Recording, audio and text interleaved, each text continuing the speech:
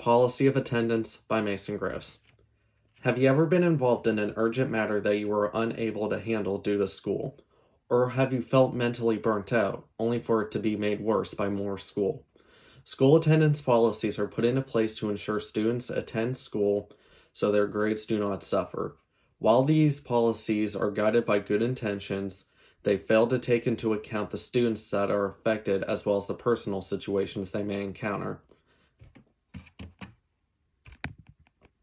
As a high school student, it is evident that school attendance policies fail students as they do not consider what truly determines a student's success.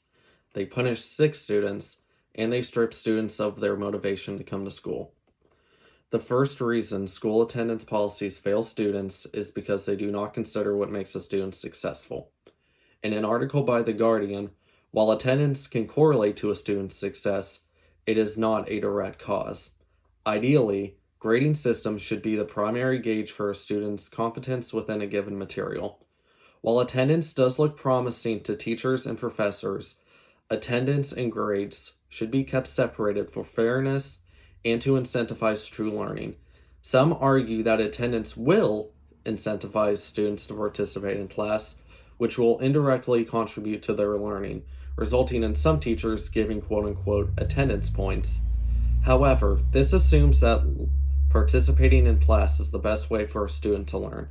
Some students learn better by reading books, doing practice problems in small groups, or going to tutors outside of classrooms. Furthermore, more than just failing to incentivize true learning, attendance points may even encourage students to manipulate the system.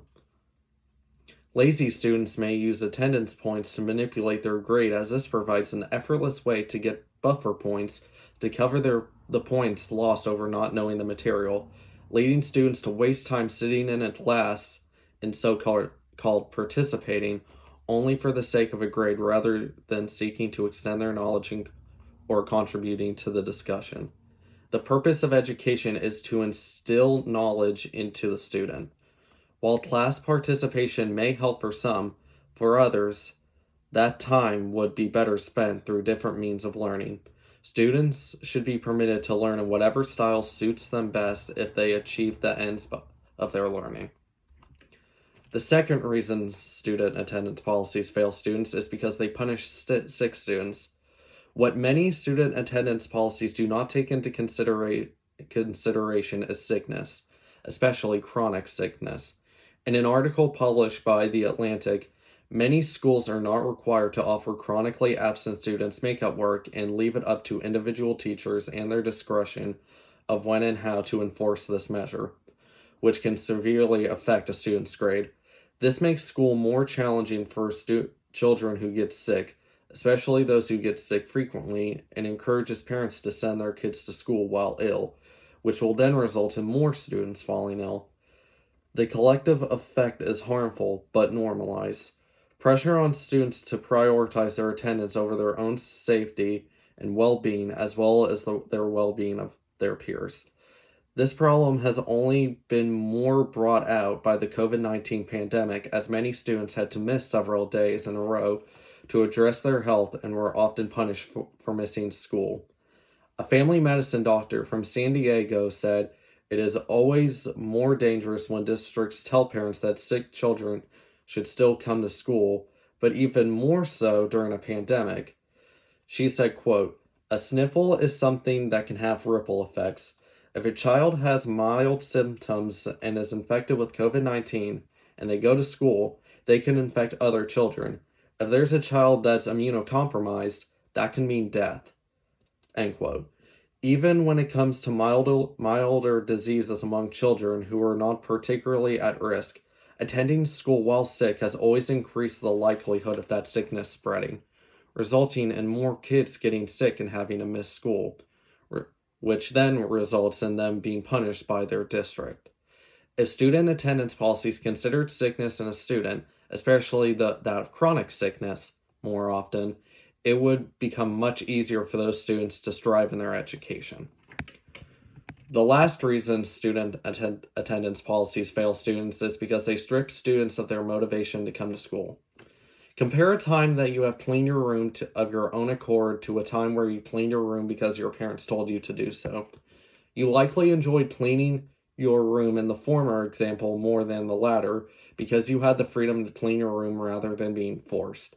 The National Library of Medicine, or the NLH, states that this psychological phenomenon is known as reactance theory, or the motivation to regain freedom after it has been lost or threatened. This phenomenon can also occur in events where you lose motivation to perform an activity you once had the freedom to participate in. By having strict school attendance policies, students often lose the motivation to attend school, resulting in lower grades. Students lose their motivation as they do not view school as an opportunity to advance their future, but a grueling process. This will often lead to students wanting to skip school. As stated by reactance theory, people who have freedom in their decision making will make them happier overall.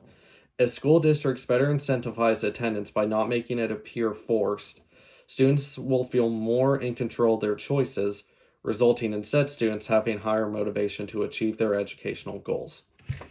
To conclude, from the perspective of a high school student attendance policies fail students as they do not consider what truly determines a student's success, they punish sick students, and they strip students of their motivation to come to school.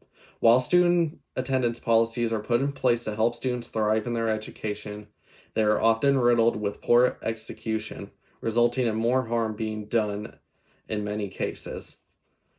For these policies to succeed, school districts need to consider how their policies would affect different students who are dealing with or struggling with various kinds of issues, ensuring those students are not punished for circumstances outside of their control. Any questions? Thank you.